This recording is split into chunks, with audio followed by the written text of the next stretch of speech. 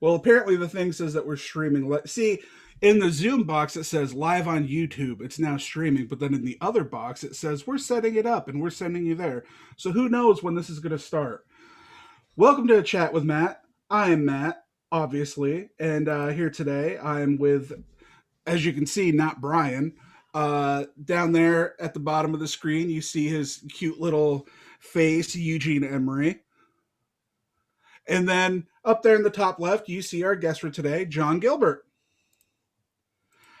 So thanks, guys. Thanks for being here. I've already lost my train of where I'm going and what I'm doing. So it's been long. It's been a long time already. So. Yeah, it's been. I have found that my weeks go a lot longer now that I'm doing this show. I don't know why. They just feel a lot longer because I get excited. I actually love doing this and look forward to it every week.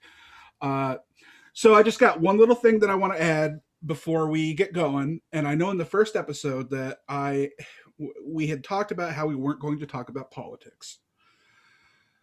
And I think we're going to kind of lift that ban a little bit. Just a little bit. Because sometimes it just naturally gets brought up. Sometimes you have to bring it up if you want to answer a question that is going to be asked on the podcast. Or the show. See, I'm used to calling it a podcast. So we're going to kind of get away with that. But we discussed it, and it's going to be, I don't want to hear about how much you hate Donald Trump. Or how much you hate this person, or how much you hate that person. I get it. I understand. Most of the people that are on this show probably agree with you. That's fine. But I'm not interested in the negativity. I want to hear the positive things that you would do, what you want to change, what you think would be better. And that's just, future guests, if you happen to see, if you're listening, or if I feel like I was being singled out. No, not at all. This is not just because of you, John. Yeah, because as I said earlier, it was like I broke my own rule the very first episode. So obviously it's going to get brought up, even if we don't want it to. But, that's just the world we live in right now. And then before, we start the other thing, I suppose we should talk about what we're drinking, because that is a request every day, right? Every week. So, John, what you got going on over there? I am drinking from Industrial Arts Brewery in Garnerville, New York. This is Wrench. It is a Northeast India Pale Ale, kind of a hazy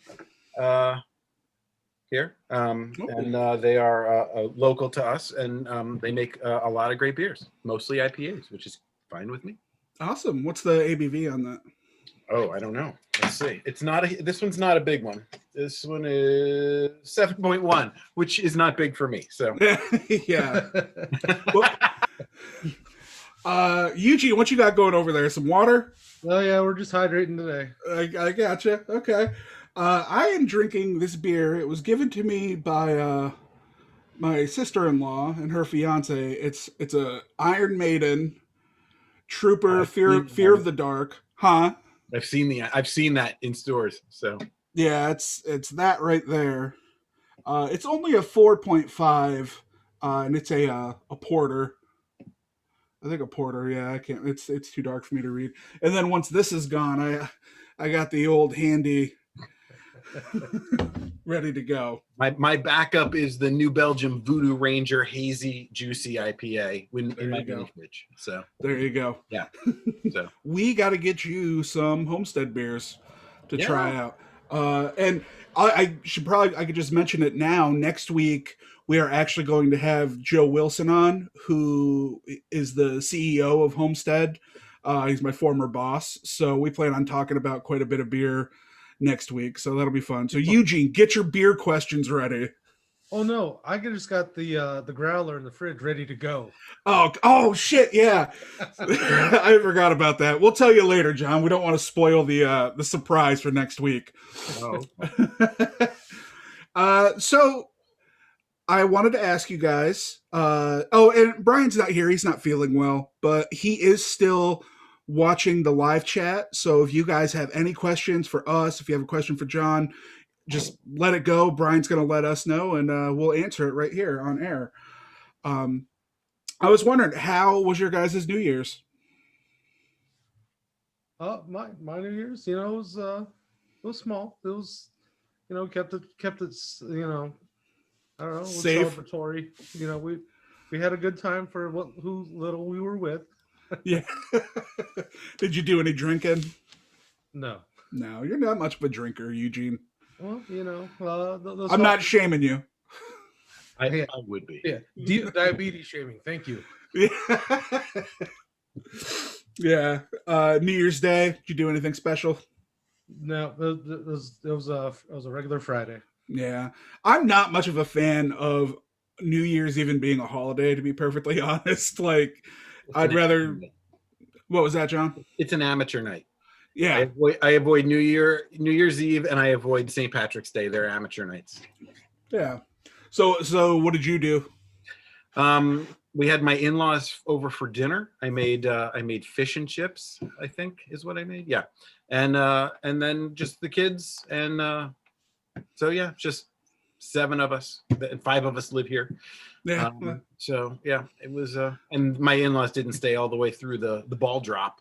But yeah, it was fine. I think we watched a movie, honestly. Like it's not a big deal. We did stay up, but we're not New Year's Eve people. So Yeah, ever since Michelle and I moved in together, I don't think we've ever done anything on New Year's. Like we've just stayed home. We've never went out. We've never, we stayed home and maybe had some beers, but I'm pretty sure it's we never watched been a a horror big thing. movie. I think we watched Stephen King's Thinner.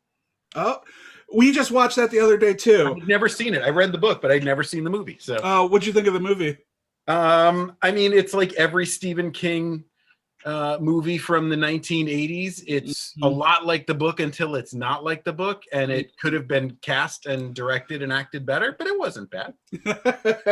Yeah, that sounds like most Stephen King. Unless we're talking Maximum Overdrive, which is hands down the worst thing I've ever seen, which it makes it absolutely the best movie ever. Yes. So, Yes, absolutely. and it's got Yardley Smith and Emilio Estevez. How can you go wrong?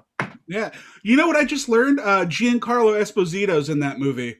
Like he has like it's not even a cameo because he wasn't really a well-known person there, but I guess he's just some side character at the gas station or truck stop. That was directed by Stephen King while he was on. Oh yeah. Yeah. So, God, I just saw something. I was listening to a podcast. It was I don't remember what the podcast is called, but Nick Nunziato runs it. I don't know if you know who that is.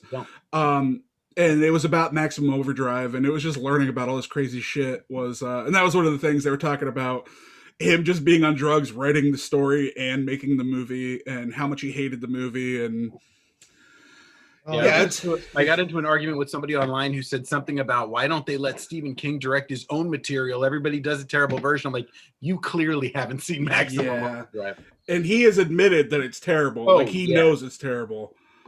He says that's the reason he hasn't directed again. So. Yep. What were you going to say something, Eugene? Oh, I was gonna say you should get for your title card. Just get the front of that semi. Definitely the Green Goblin. Yeah. So for New Year's, we stayed home. We actually got on Zoom and watched some movies with some people. I think Michelle's sister got on there most of the time. I know we watched The Room. Which that's before like Tommy Wiseau, The Room? Yes. Yeah. We watched something else before that too, and I honestly don't remember what. It was not we watched Birdemic. We watched the Riff Tracks version of Birdemic. And so that was fun. And then we watched just regular The Room. And I'm pretty sure my sister-in-law's fiance was not happy. But hey. Yeah, the one that the movie about it that Franco made was actually way more enjoyable to watch. But have you read the book? I have not read the book. I would say read the book because, I mean, obviously, it's just one of those things. You read the book, it's always better than the movie most of the time anyways. But there's so much more information in the book. And I remember watching the movie and just being like, wait, how did they get from here to there? And they completely skipped 6 months of something. It's a good book. So, last year, 2020, I've heard some not so good things about it. I was wondering how you guys overall felt about the year 2020. Like, obviously we had COVID. Um, really, what else more do you have to say about it? But yeah, I was just curious if you guys had any feelings. Eugene, you want to share with us first? I see. I got to get into that too. When I ask a question, I need to be like, "You answer, you Right. answer." See, guys, we're all learning here together. This is an experience. You didn't tell me there was going to be learning. I have to go. Damn educations.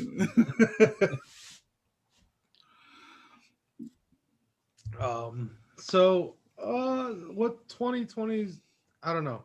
It was a weird year for me. The separating of my business, the working for the school system, and the shutdowns. Work, I didn't have to really work from home or do anything because if kids aren't learning, can't teach them. For the first part, and then when they restarted the school year, with I don't know. For here, we did. It's not a full week. It's 4 days of learning, 2 online and 2 in class. So they're only going to school for 2 days a week. For the 2 different groups. So one group A would go on like Tuesday, Wednesday. Group B would go on Thursday, Friday. And so you only see the kids 2 days a week since I'm in transportation. So it's like, all right, well, that was a quick week for those kids, and then here's the next week, and then my week's over with. So I will say I enjoy 4-day work weeks. I'm all for it. Other than that, we've learned that well, for me, pandemic will shut anything down in a hurry. Ruin small businesses like a wrecking ball, just demolishing like a little Ford Festiva. And yeah, I'm just happy we're moving forward. Are we? Moving forward. Yeah. Well, we'll talk about that here in a minute because obviously that involves this year, which we will also be talking about. So, John, what about you? What do you feel about 2020? I actually, my view of 2020 is very different than most people's. And while I completely understand the hatred for 2020, and I had my own stuff happen, for me, it's actually been kind of a great year. I'll start with the funny parts, which is I'm an introvert, so I don't have to go out. No one's allowed to hug me, and there's no sports on TV. It is my ideal life. But for me, in all seriousness, it gave me time. There are so many artists in the world who say, if I only had the time. Well, I had nothing but. So I managed to really I've been doing art almost every day, 4 to 8 hours a day for the last 9 months, which has been kind of a spectacular experience for me as someone who never thought I would be able to do this as a job. And while it's certainly not making me the money I was making at my job, it's keeping me busy, first of all. And it really has connected me to a world that I was only kind of in the periphery of being part of a horror art community and being, part of an art world. I've had some really cool experiences. I'm the vice president of an art collective here locally, the Nyack Art Collective. And it actually fell to me to kind of maintain that collective throughout the experience. So I managed an entire group of artists by setting up online art shows, doing Zoom gallery and reception presentations and stuff like that. I've learned how to do a ton of stuff, and I've sold a ridiculous amount of artwork in the last 9 months. So I'm definitely at the point now that most people were at about 6 months ago. I'm losing my mind. I'm stark raving mad in my garage all day. My dog was supposed to get groomed tomorrow and they canceled it about an hour ago, 2 hours ago. And it was like, that was my thing I was doing tomorrow. So, so that was, but yeah, I mean, I lost my job. It's definitely, we've got 5 of us here in the house. Actually, we have 7 people that live here. We're all home all the time. My wife is a kindergarten teacher, so she's doing distance learning, half in school, sometimes at home. It's hopefully we get out of this. The hardest part, I think, is watching what's happening to the small businesses and you know, the people that really, you know, need the money aren't getting it, and the people that don't need it are getting millions. So it's Yeah. let's you know, hopefully the moving forward conversation gets us somewhere there. Yeah. Yeah, definitely.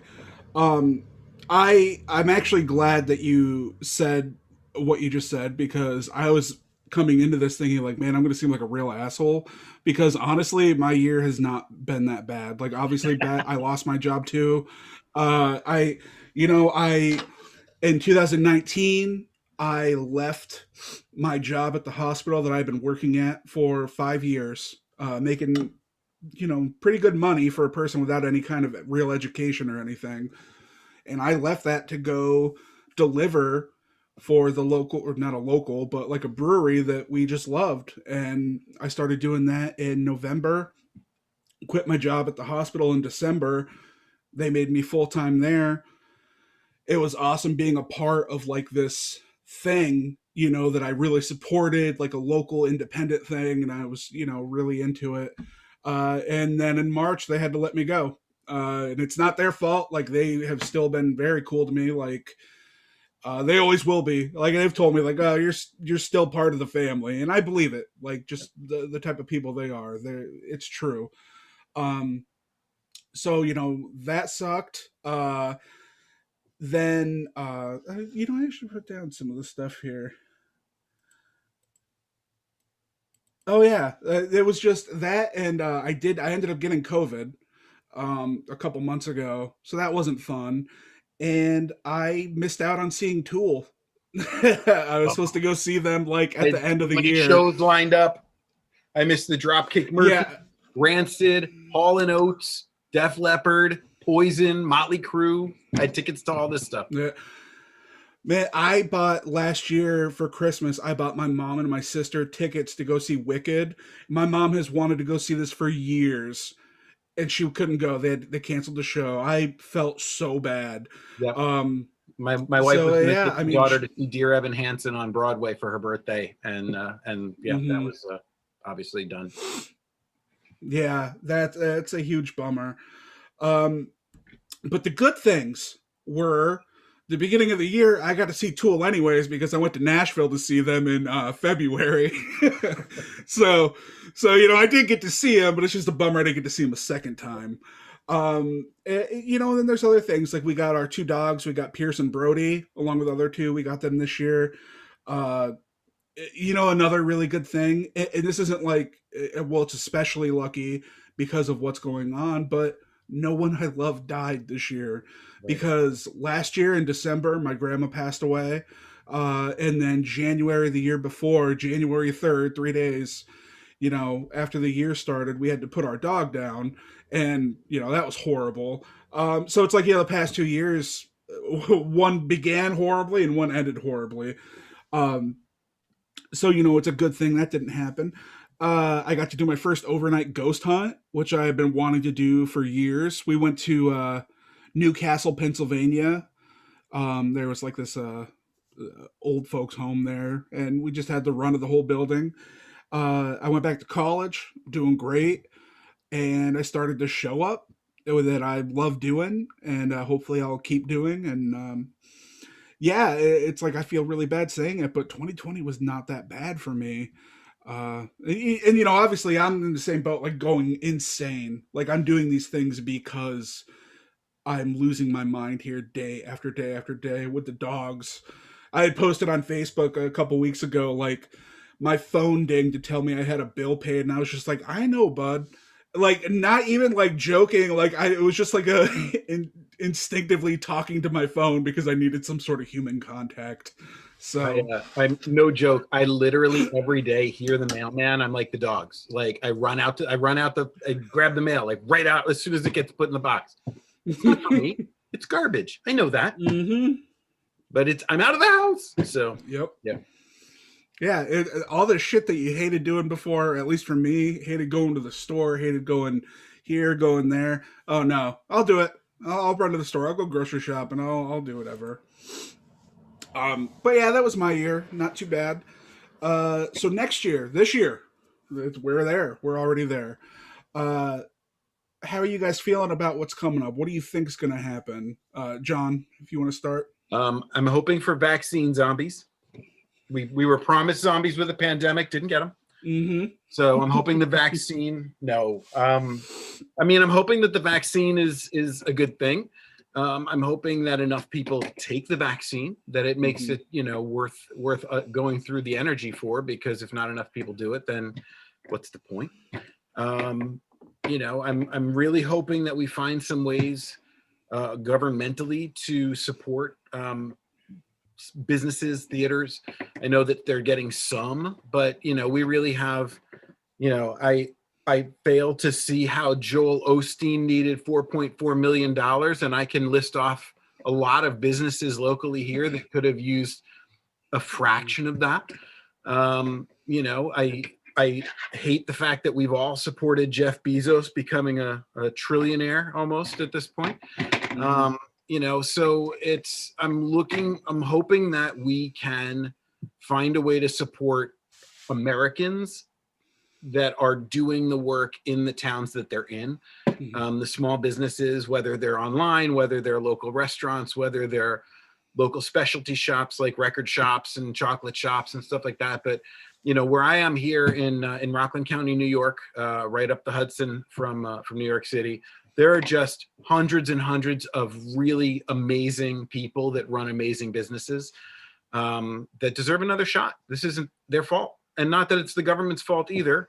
Maybe, but we need to make sure that we don't go into a recession or depression where a huge part of our country can't support themselves because what they did was run a small business. So that's what I'm kind of looking for in 2021 globally.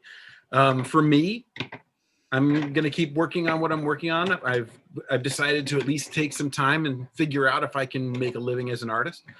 I'm going to be branching out a little bit. I have stickers on the way. We're going to be doing some t-shirts and really trying to build an online store and really build my online brand a little bit and hopefully do something special with it. Yeah, definitely. It'll probably be once the public stuff, we start going back to that conventions and things. Like, you'd probably make a killing at horror conventions. That's what I'm hoping. I'm hoping that we can go to those again. Yeah. They just announced today that I'm drawing a blank on the name. There's a costume store in New York City is going out of business. One of the only big Halloween places in New York City that's not a Spirit Halloween or a Party City or whatever. Although I believe Party City bought them, but they're going out. It's really hard, and I think we're just at the beginning. I think we're going to see such a bloodbath of small business this year if we don't do something. So. Yeah, I'm genuinely worried about Homestead, just them, everybody's laid up. Well, I don't know how much I should say about their business, but it is what it is. They're struggling, and it's not cool. They shouldn't be in that position because they weren't before, so right. They shouldn't be where they're at now. I'm surprised to hear that from a beer company because I think I'm single-handedly keeping beer companies in business right now. So, they're a little. They're not in Columbus. There's a lot of competition. There are so many breweries, especially in Columbus. It is definitely a saturated market. Yeah, and so they're more they're, half an hour out of Columbus, so it's a little bit harder. People aren't just popping in. It sucks. Yeah, Eugene, what about you? I think a lot of things are going to come back a lot quicker than we expect. I mean, what was it? The 3 different companies we have with 3 different vaccines for COVID, and now that schools are being let back into the way they were at the beginning of the school year, things are becoming a little more lax in the sense. So the skeptic in me sees another resurgence and virus outbreak, not in the sense of it's going to be as significant as they were before, but they're going to have higher numbers, and it's going to be. I foresee a battle between the pharmaceutical companies and fighting this virus. Yeah. Because we don't really know anything about the vaccine, as far as I know. I don't know a lot about what's in a Big Mac either. So Yeah. Yeah, I get what you mean. And I understand people's like I kind of get that. A lot of it to me is I just have to have faith that there are people who are much smarter than I am who know what they're doing and are, you know what I mean? It's like you can't. Sure, I could sit there and be paranoid and think up all these other things, but it's like exactly. The shit that I put into my body, it's like I just take the virus or take the vaccine. I mean that's how I feel about it. It's just it just seems so as fear mongered we were into it. Then now it's like, oh, your mask is, if someone's contaminated or someone has the virus and you're in the same classroom setting with them, as long as you had your mask on, you don't need to quarantine. It's like, yeah, wait, what? They're I know. I am really wondering. This has nothing to do with Democrats or Republicans, but I think there's I want to see what's going to happen with this new administration, and I think we just need to wait and see what their approach is to taking care of it, because obviously Trump he didn't do anything. He left it up to the states to do their own thing. There was no actual control or anything. I think we just need to wait and see what happens, which is why I was surprised to see, DeWine sending kids back to school and like wanting to go back to, especially with the way the rates are right now. It's like it's even worse than it was before. I don't get it. I wouldn't be so opposed to it if we had enough vaccines. Yeah. Like the fact that not all the nurses or first responders have received their vaccinations. With us going back to, like I said, we're going back to our half and half learning, like the beginning of the school year starting next week. Mm-hmm. And they said, well, if a student's, infected with it and they're not, they can't tell you, HIPAA, but by any means, as long as you have your mask on, don't worry about it. Yeah. To me, it just leaves a sour taste in my mouth. Not that I'm trying to be, like I said, be overly scared about it, but at the same time, like maybe if I had the vaccination like readily available to take before I go back to work on Monday.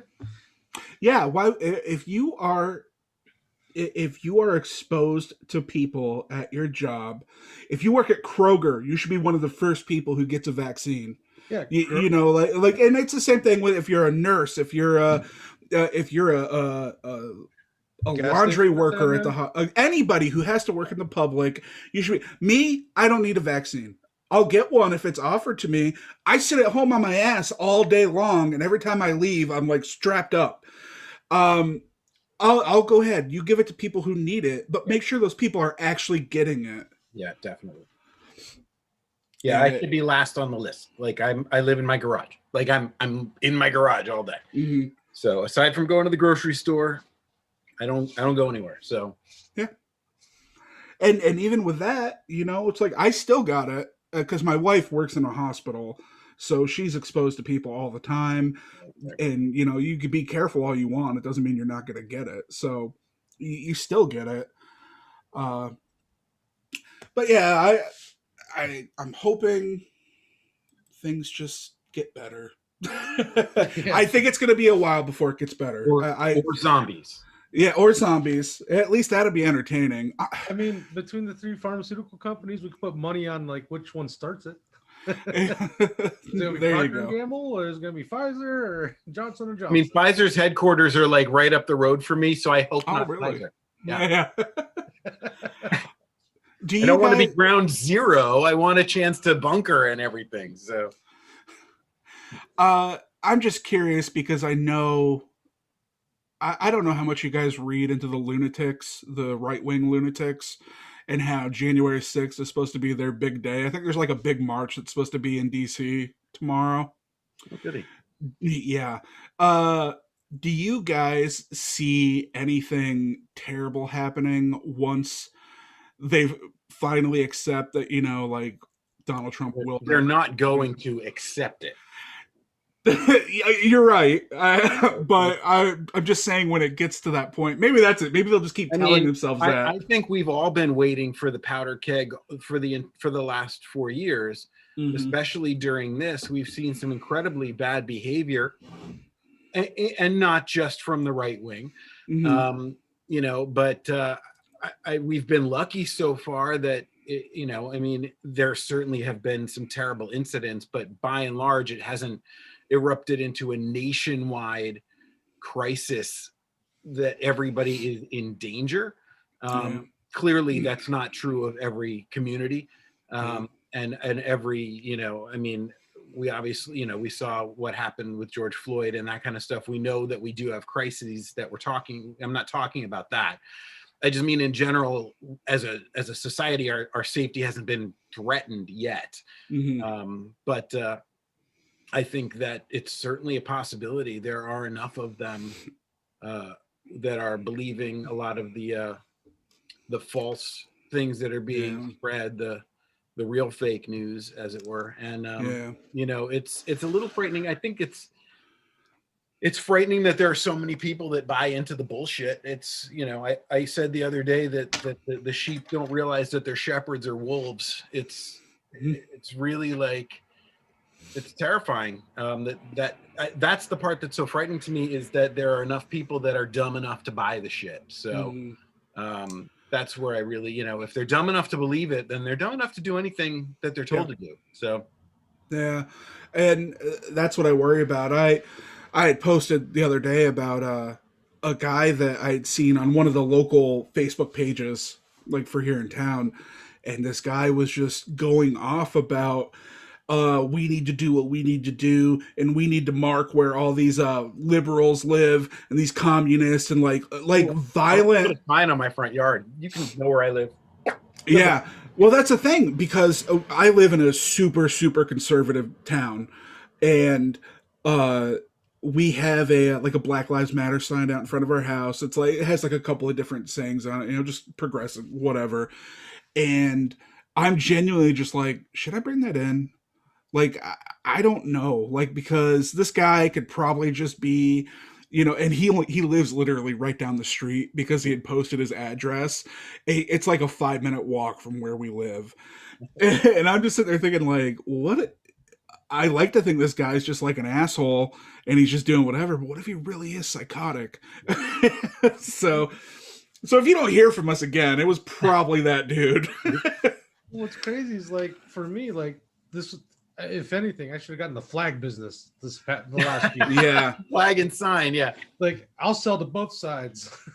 Absolutely. Yeah. Like, just this side of the van, you got your Black Lives Matter, your rainbow flags. This side of the van, you got your the thin blue line, your Trump flags, all that other shit. Rebel flags. Yep. The rebel flags. Yeah. Well, yeah, we'll sell to both sides. It just kills me. Like, gosh, nothing sets me on fire like that goddamn rebel flag, man. You can't even talking about it makes me angry. So, well, see, the only thing I find it acceptable to talk about it is if we're talking about the Dukes of Hazzards, as long as it's pertaining to the General Lee. When I was younger, I had no idea what the Confederate flag really meant. You know what I mean? To me, exactly what you said, Eugene. It was synonymous with the Dukes of Hazzard. That's the one thing that I thought of. And I just remember, like, getting a little bit older and be like, why is everybody so mad? And then you read and learn, and then you're just like, oh shit, that's horrible. What were they thinking? Yeah. Yeah, true story. When I was in college, my sophomore year, in the dorm across from my dorm, so it's like August, September, whatever, freshmen are coming in. It's a freshman dorm across from me.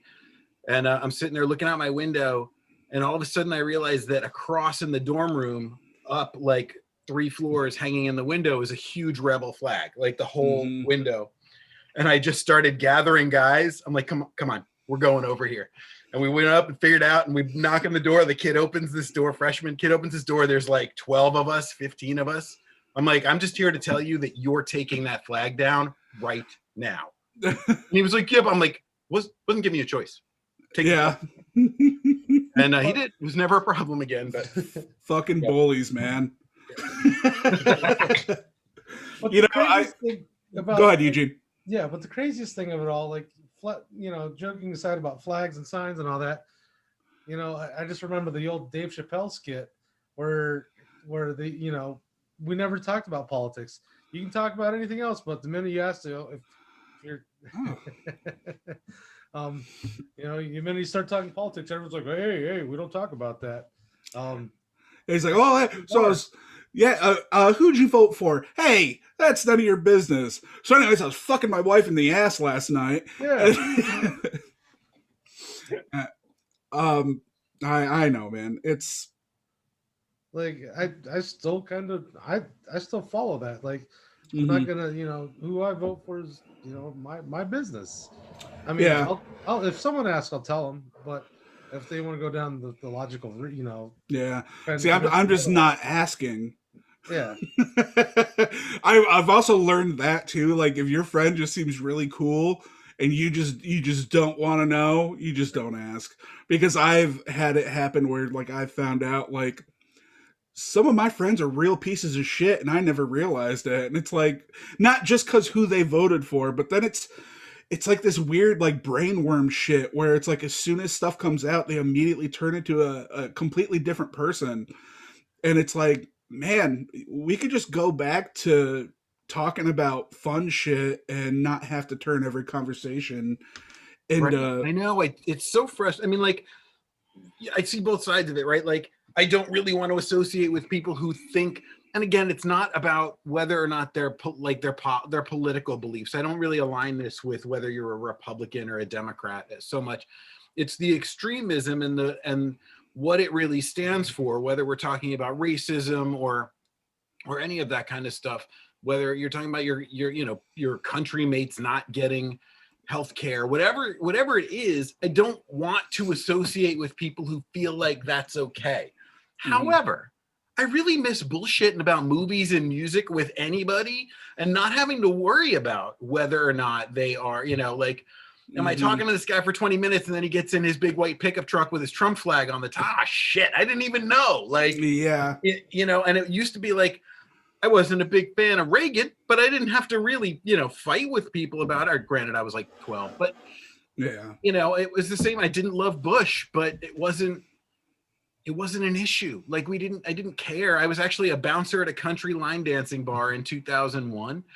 And, I was the only Democrat in the group, but it wasn't a problem that I was a Democrat. I still wore my cowboy hat and my cowboy boots and, did the El Paso on the dance floor and tossed people out of the bar and rode the mechanical bull. It didn't matter because it wasn't a problem to be different politically. And now it's a huge issue for us to be different politically. And I agree with it and I don't agree with it. I see both sides of it. So it's frustrating. Yeah, it definitely is. And, I worked at the hospital for 5 years, super, super conservative, everybody there. You can't just work someplace for that long in one place and not try to find some common ground with people and become friends. I was friends with most of the people that I worked with. And trust me, none of us, well, maybe one or two, but for the most part, and they knew how I was because I would make jokes about it. But I think that's probably what the difference was, is that if you make fun of something or you're humorous about it, like if they said something about pro Donald Trump and I was just like, he's a fucking piece of shit, like, obviously I'd be the problem, so you just kind of have to approach it a certain way, and then you find the things in common. That's kind of like one of the things that I had in mind when I started doing this, which is why I probably should go out of the way to get some people on who don't align politically, just to sort of get to know everybody, because I think people just don't think about anybody else on well, that's the problem. No one thinks about anybody else. It's always about themselves. But if you really get to know people, we're not really that different from each other whatsoever. So, I don't know, it's kind of what the You try to tell people be a good human.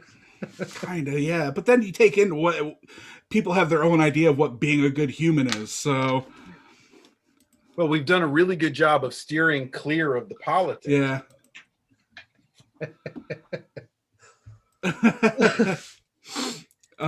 So Brian just Brian's giving me shit. I saw.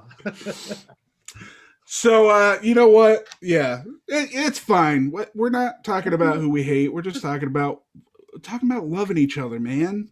Heard. Hang out, watch some horror movies. Anyways, John, Yeah, how you doing over there? doing great. How are you? Why don't you start off? Tell us a little bit about yourself. Ooh, do you have any direction you'd like me to go? Everything, top to bottom, beginning to end. Oh, So you said wow. you live in a house with 7 people. I do. So my wife and I and my 3 stepkids, and then we have an apartment that my brother-in-law and my niece live in also. So we're not. They're renting an apartment from us, so it's not like we're all in the same house.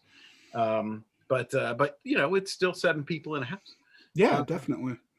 You know, yeah, it's so my wife and I got together about 10 years ago. And we were actually we dated in high school. We went to nursery school together. Wow.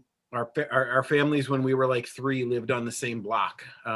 And then we went to the same nursery school. Then both of our families moved. We met again, started dating in high school. Didn't know that we knew each other in preschool till one or the other of our parents was like, "Wait, who did you say you're dating?"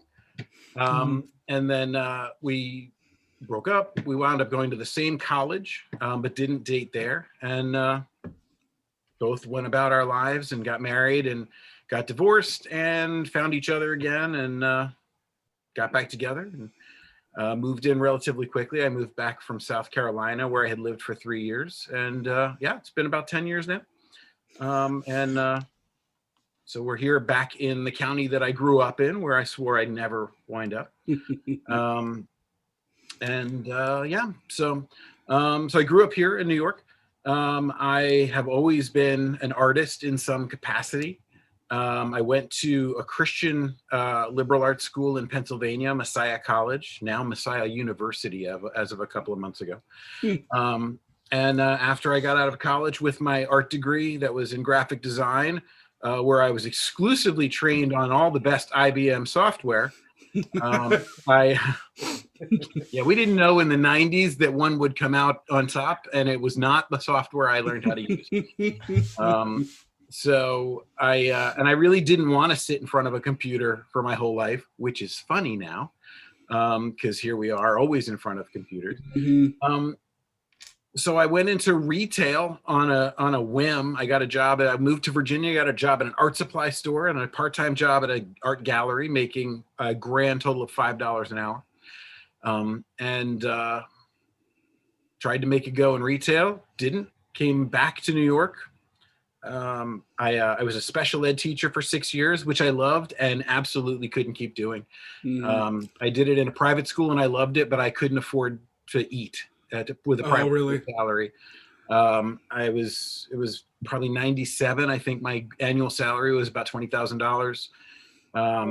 So I went to public school, where I absolutely hated every second of being a special ed teacher in a public school, which essentially meant I was the big tall guy that they locked in a closet with all of the black kids who they didn't want in the regular classes, because that's just how it worked.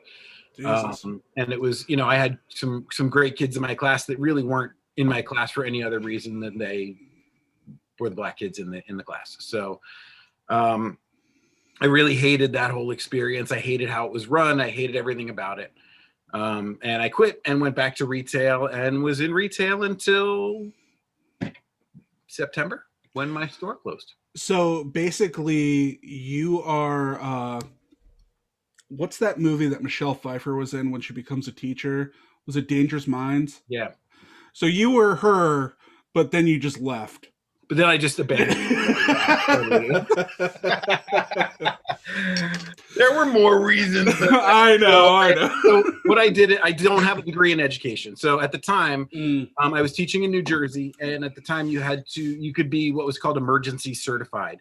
So you could get a certification if you were the most qualified applicant, but then you had to keep going to school for the degree. And I really I just didn't like how everything worked. We had gone from a society where we had really been desegregated to a large standpoint, and then it really became much more segregated again in the 90s. And it was a very difficult position to be in. I felt like the bad guy all the time. I didn't really like being in that position. My principal at the school was a nice guy, but he was ineffective. And I didn't see a reason to keep paying for school to do this thing that I wasn't enjoying. So I had to leave because I didn't go I didn't take the classes I was supposed to take. So I went to my principal at the end of the year. I'm like, so I didn't go to school this whole time that I was teaching school, so I have to quit. I think the education system in the United States is in desperate need of really good people and of good administration, and of a lot. They deserve a lot better than Betsy DeVos has given them. Yeah. And they need a lot more Michelle Pfeiffers. Right. So, but yeah. So anyway, I wound up in retail. I worked in retail from 2001 to 2020. Oh wow. Yeah. After college, I was very discouraged. I was discouraged by a professor actually from going into art. And I was just impressionable enough at that particular time that I kind of scrapped it for a while, for about 20 years. Did you look up to him? Was he someone you looked up to? It was a woman. Yes, I did. Her. She was actually somebody that I very much respected. Yeah. And she told me I should not bother going to grad school for painting. Ooh. She also told me real artists don't use black. Yes, they do. Yeah. So, what's a real artist? Yeah, exactly. Yeah. So I guess the darkness in my artwork was always there. But yeah. I just want to say, like, I can tell I've had that experience, and not so much with like having this dream, but like being in a position where there was like somebody, like a boss that I really respected, who just kind of shit all over everything that I was thinking. And like, I was in that position where it just like kind of broke my heart and just sort of killed any kind of motivation I had to keep doing what I was doing. So it kind of sucks when people don't realize the power that they have, like the effect that they have on other people. Yeah, totally. Like, and I'm guilty of it, right? Like, I know I was, like, when I was a teacher, I know, like, there's still stuff, and it was, 25 years ago, and there's still stuff that I've said, and like, I could have presented that in such a better way, and somewhere there's a kid somewhere who blames me, right? Like, I know that, like, I know I think we all have that in our lives. There's somebody who blames you specifically for a path that they're on. We don't realize the impact that we have, especially, when you're younger. You can't fathom how much of an impact you can be having, and we're doing it every day, even when we think we're wiser, and for the positive and negative. There are people who worked for me 15 years ago that still call me boss. They haven't worked for me in 15 years, but that's, I had enough of a positive impact on them. But there's still people that work for me that refer to me as that asshole. Like, I know that, like, and some of them have told me. So, it is that kind of thing. Like, you just don't know what kind of impact you're having. So, if you're out there and you're in that position, just remember that the stuff you tell people, Eugene, it's a second for you, and for them it's a lifetime, right? Like, for this person, they don't even know that they put me in that position for that long, that I just doubted my ability to be an artist for that long. So Eugene, do you keep that in mind when those kids, well, I know you don't do the bus driving, but like when they're getting on and off, like, did you think of that every day? I gotta have an impact on these kids. As the bus driver, as Mr. Eugene. As long as we got to school, we were fine. But when I was working at Lakeshore, being working one-on-one with kids, being there, it was a different setting. Like on the bus, I have a whole different mindset because Yeah, no, I know. I was just kidding about that. I know you work with kids. I was just wondering if you have any experience with that. Like, are there kids that look up to you? with the age group I work with, since at at Lakeshore, it's a primary school, so it's preschool through two, and for them, you treat the day as a new day every day because what happens the day before they may not remember. So Mm. treat everything as a new day. So you just treat them like little Alzheimer's patients? You have a problem with that? All I'm picturing now is we're having fun, aren't we? We're gonna die, aren't we? It's like a SpongeBob comes on. Hey, you ready, kids? Yep. Oh God. Oh shit. So what took you to South? Oh, I'm sorry, Eugene. Do you have more to say? Oh no, go ahead. No, please continue. Oh, I was just gonna, just say the difference between working that and doing the bus, two different mindsets. Even with the special needs kids, you have to treat it with a whole different mindset. Mm-hmm.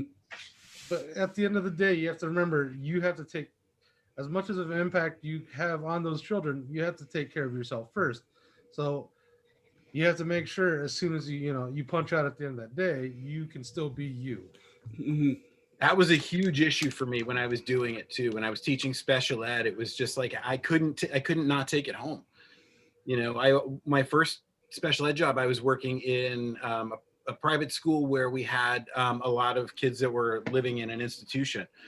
And these were kids that were taken from their parents, like whether their parents had done something horrible, which was most likely. But it was really hard to spend the day with these kids and then send them back to this place. Yeah. And then I go home to my house. I'm good. Like, I'm not supposed to think about that. Like, it became really hard for me to do. So, and I don't know how teachers do it, like every day after day. Like, my dad was a teacher for over 30 years. My sister's a teacher. My wife's a teacher. Like, I couldn't keep doing it. 7 years. I was done. Mm. I know she wasn't a teacher, but my mom was a caseworker with children. She was did adults, but she also worked with children. And I know it was hard for her for the same reasons. Just like seeing these people who need help. Like it's so much different with kids too than it is with adults because they're innocent. Like they're being formed. So did that? Uh-oh. I think we're losing Matt here. Uh-oh. So Anyway, I guess we'll let him paraphrase when he comes back, but right. I'll step back to the special needs. So there's like the big difference between you have your kids with behavioral, and then you have your actual like medically, they have like some serious medical issues. Right. Yeah. Did you have a hard time? Like, did you have to work with more of the medically disabled or more the? I primarily worked with ED kids, is what we called it then, anyway. Emotional disturbance stuff. So I dealt with a lot of kids who were dealing with a lot of issues from having been abused or neglected, that were born addicted, and kids that so kids in that scenario, as opposed to medical physical disabilities. Yeah. I dealt with a lot of learning disabilities, ADHD, and I dealt with some autism. It requires a great deal of patience, which I am not known for having. So it certainly, and that takes a toll. I think it's different. When you're working, I think, and I didn't spend a lot of time with physically disabled kids, but you see so many stories of physically disabled people that really kind of rise above what they've got going on, and they have such positive outlooks and do such great things, whether they're winning awards or learning to play basketball or whatever. I'm always so amazed with physical disability people that do that kind of stuff, because I broke my leg a little over a year ago, and I still feel like I'm not there yet. Like, so I'm always impressed with that. But it's when you're dealing with kids with emotional issues, you can't just like come on, you can do it. Like, maybe you can't. Like, you know, my wife and I have a say all the time, like, everybody's doing the best they can. And the problem is we judge people on what we think their best should be. You know, everybody's best is their best. And that's, you know, so like for these kids, like I had one kid, like I was really close to this kid. He was such a special kid. He always pulled his desk right up next to mine. And he was a great kid, but the thing I always said was I very much now believe in what the full moon can do, because I only had a problem with this kid one day a month, and I never had to look at a calendar to know when the full moon was. Yep. And on one of these days, the kid came in, I could tell. I'm like, oh no, it's a full moon. Yeah. And I was just not prepared for it. And the kid tried to stab me with a pair of scissors. And he came really, really fucking close. And I had to physically restrain him. This is a kid who hadn't been physically restrained in a couple of years. And at their, like, the home that they were in, it was like a badge of shame if you got, you know, physically restrained. Yeah. And it ruined everything for him. Like, it took everything away from him. He lost all of his privileges and all this kind of that he'd been, you know, for years he hadn't lost. And it was my fault, but it wasn't, like, right? Like, I know that it wasn't my fault. He tried to stab me. I didn't have a whole lot of options, but like, I'm the one. And for him, that was the best he could do that day. So I do think that as a society, we need to let people's best is their best. And everybody struggles with mental things and has their own struggles. And I'm not always the best at doing that either, especially as a parent, but you know, have good days and bad days. You know, but you know, for me, that's my best. And sometimes my best is shitty, but it's the best I can do at that particular moment. But what I always, I quote MASH a lot, by the way. It's my favorite television show. You know, Colonel Potter once said in an episode of MASH, the only person I have to be better than is who I am right now. And that's what I'm always working towards is I have to be better than I was. But like I said, sometimes that best it's all I can do that day. So, yeah. And we all have that. Yeah. It's hard sometimes when you really look back and you reflect on how you are as a person, because you can sit there and you can look at like all the people that you don't like, and you could think, why the fuck are they the way that they are? And there's that good part of you that you always want to be, that's like understanding and like, let's work together, let's talk, let's find things out, you know, let's be civil. And then there are those other parts on different days, the bad days, when you're just like, I hope all these fucking people just disappear. Like, I hope the apocalypse happens, and right before I die, I get to see all of them just burn to ashes. Don't get me wrong. I wish the best for everybody, but I also wish them all to stay the fuck away from me. Like, that's, I'm like I said, I'm an introvert. I really like being alone, and I like being left alone. I still wish the best for everyone. Yeah. Like, Eugene and I, we were talking the other day, and I think that was, talking about a certain somebody, and I wished death upon them. And I felt like shit the next day. Like, why would I ever say that? Like, even if at that moment I really believed it, and even if what I said was true, like, it was just not cool. It was not like something, that's not the person I want to be. Right. Yeah. I mean, you know, not to go back politically, but there was that moment when Donald Trump was announced that he was tested positive for COVID. And then all of a sudden, all of the right-wing people were so upset with Democrats for saying, good, I'm glad he got COVID. And nobody really wants him to have COVID, right? Like, nobody wants him to get sick and die. I mean, no rational person wants that. That's not the point of it. There was definitely a karmic part of it, right? That was when you encourage an entire nation to not do what they're supposed to do to keep themselves healthy, and then you contract the disease. That's kind of where it's ironic joy. It's a little mean-spirited, but it's Schadenfreude. It's, you know, we're laughing at you because you're a dumbass, because you convinced people not to do these things, and now you have it. Yeah. But, you know, I don't think it's the same as, like, you know, you're not just wishing death on somebody. I mean, maybe you are. Go for it. Go for it. I feel like if you have good enough reasons. We need serial killers. What else? Every job needs somebody to do that job. What else are podcasts going to talk about if we don't have serial killers? What? Well, it'd been more karmatic justice for him if, when he lost the election, someone said, "Hey, you're fired." Yeah, that We was all said it, but maybe Biden will say it on the whatever day it is. Oh, That isn't. Oh God, I really, my favorite moment in 2020 was the "Will you shut up, man?" Like, come on, that's amazing. If you don't want to look at it like in a okay, you're happy he got it. You just look at it like, I'm happy he got it, so now he knows how bad it is, and maybe he'll start taking it seriously. I don't want him to die, but I want him to be miserable. Right. Didn't happen, but Yeah. but that's when shit makes sense. Right. So, John, Yes. let's go back. Okay. Let's go back in time. I want to hear about you, little John, and his life as a child. So you grew up in New York. I grew up in New York. Yeah. Okay. So, I grew up in New York here. From a relatively, so my family here in New York is small.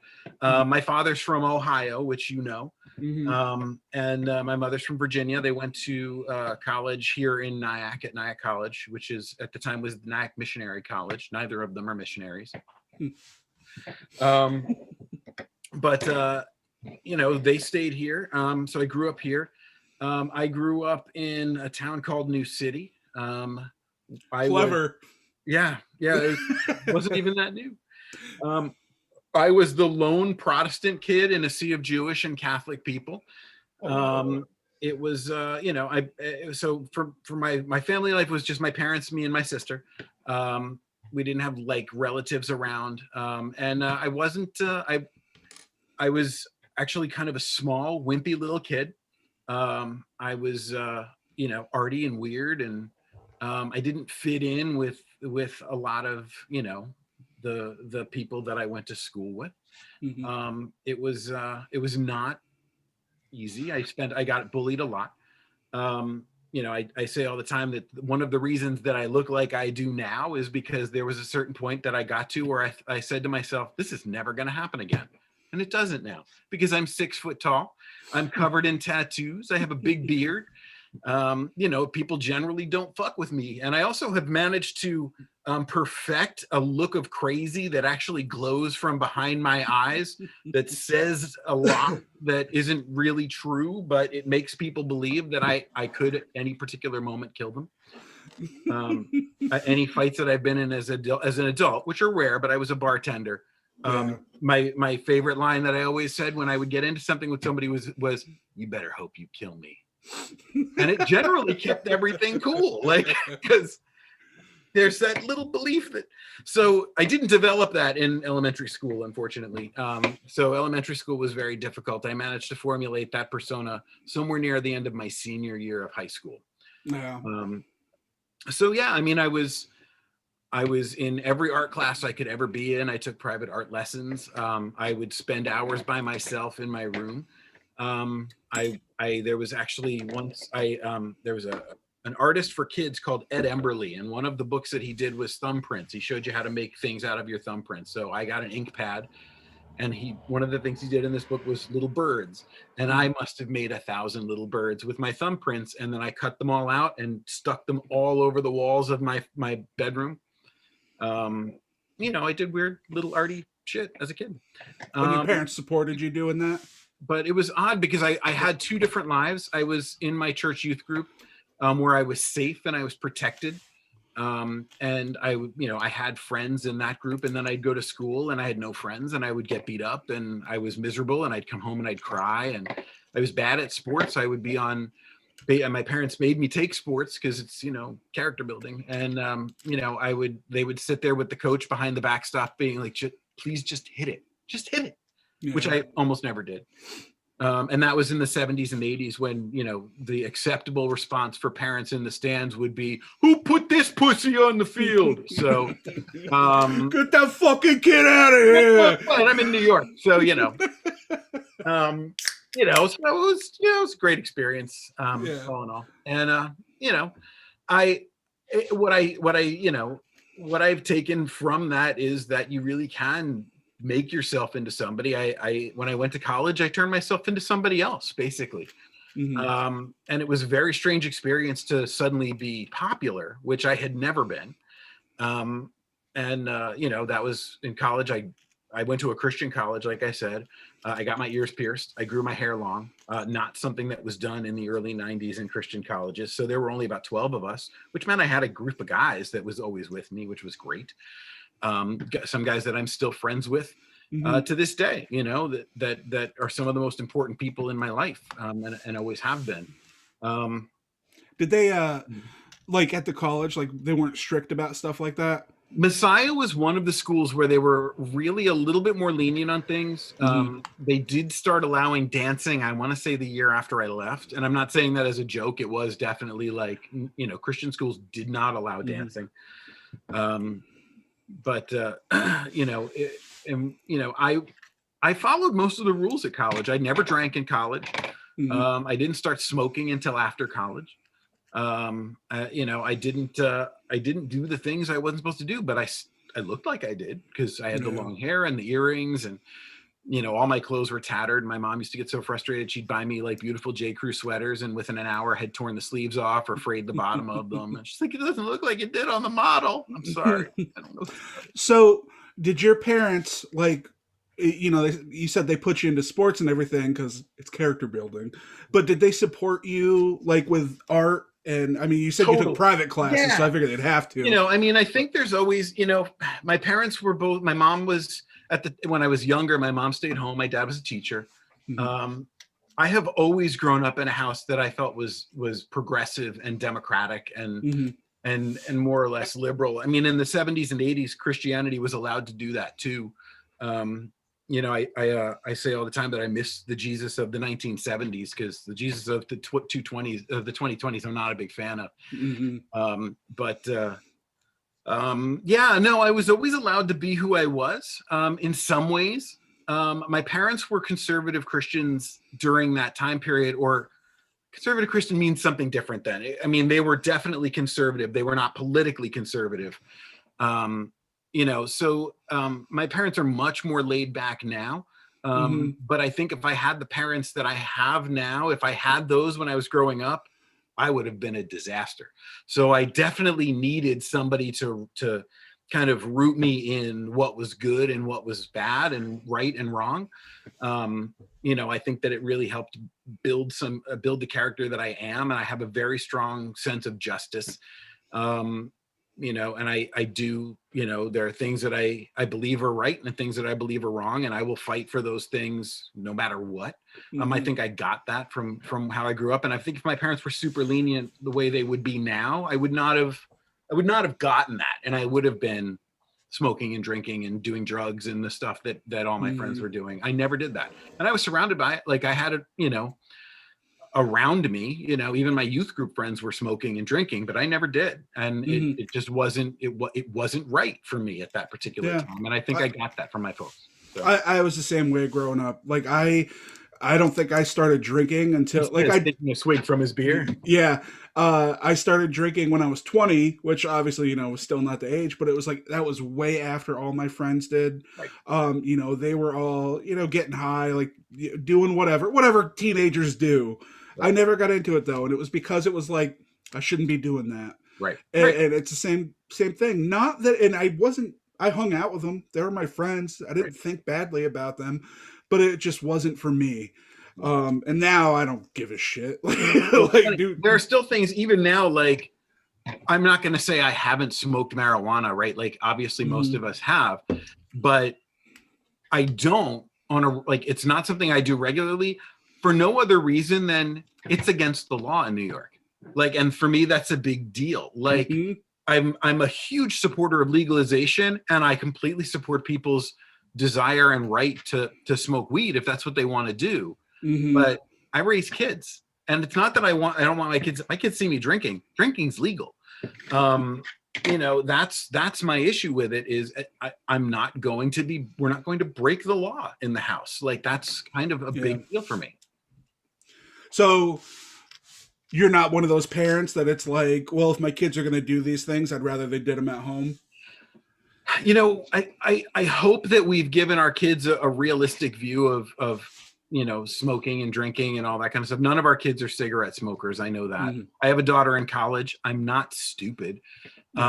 But and for New Year's Eve, yeah, our kids all took a swig of champagne. It's not the end of the world, right? First of all, they're teenagers; they're not 5, but we've never hidden our drinking from the kids. My kids have also can count on one hand the number of times they've seen me intoxicated. It's very rare. First of all, I'm a heavy drinker. You guys, it's very expensive for me to get drunk, and it's really hard work. I'm gonna get full before I get drunk, but I think we have a realistic view. We've certainly gone through our experiences with our kids that are there, and we hope that they learn to make good decisions. But no, if they're gonna be drinking, I'd rather they do it safely, but I'm not gonna be the parent that lets them do it in the house. What do you like? No, that's just not an option for us. So now, that being said, my oldest daughter she's almost 21. We're not gonna, if she wants a glass of wine with dinner, we're not gonna say no. We're not stupid. She goes to college. We know how that works. We're also not giving the 16-year-old and the 13-year-old wine and beer. So gotcha. So yeah, no, it's and we would not encourage our kids to drink to excess in any situation. But what we've always taught them is call us. Don't make sure you're safe. That's if we have to deal with something, we'll deal with it at some point. But they should at least hopefully, and I think probably more my wife than they would call me. But we'll come get you. We'll make sure you're safe. And even now when she goes out, I'm not the one driving. Okay. So yeah. So your kids, the oldest one you said is 20? 20, yeah. So how old was she when you and your wife got together? She was 9. 9. When we got together. And it was her idea that I move in. So okay. She's regretted that decision many times in the last 10, 11 years. But so I'll be back in a minute, guys. Okay. Eugene, you got tummy troubles? No, I got a cat going nuts in the. All right, good luck. I assume he means like a junkie who's in the other room. Some cat's going crazy. I got a cat going crazy back here. So you're the dad. Like. I mean, my kids have a dad. I've never tried to replace their father, but I am the father that they live with. So. Okay. Do they see him? They do. My oldest doesn't see him all that often, but they do see him generally every other week. Gotcha. What's your relationship with him? Pre-COVID, they saw him more often, but they do still see him now. So gotcha. So what's your relationship with him? Like, do you have one? With him? Yeah. I mean, so it's an odd situation. He went to college with us. In fact, I knew him before my wife did. Oh, okay. And we were not ever friendly. We make do. We don't have a whole lot of interaction, but when we do, it's civil. It's cordial. I would certainly not hesitate to have a better relationship if there was a need to. But by and large, there's not really a need for us to interact very often. Good. Well, not good. I mean, you know what I mean. Awesome. So I want to talk about horror. Go for it. Because I know you're a big... Yeah. When did you... And I'm just interested because of your background, going the religious... I wasn't allowed to watch it. Yeah. Yeah. So what's the movie that got you hooked? Texas Chainsaw Massacre Part 2. Oh, Part 2. Part 2. All right. So how old were you when you saw that? I was maybe 11 at a sleepover. Yeah. 11 or 12 years old at a friend's sleepover. I will never forget the image of Bill Moseley as Chop Top picking burning little pieces off his cranium. And it's still it terrified me. It messed me up. It was such a disaster. I should never have watched this. It was such a bad, I'm not supposed to, I'm not allowed, but there was definitely something there, obviously. Right. And then it just, there were so many different things that could be viewed as horror now that as a kid, it was the experience of getting scared. Right. I was terrified of E.T. Terrified. I kept my closet door closed for, I would say, at least 2 years after I saw E.T. But it's still it's such a visceral experience. It's still there.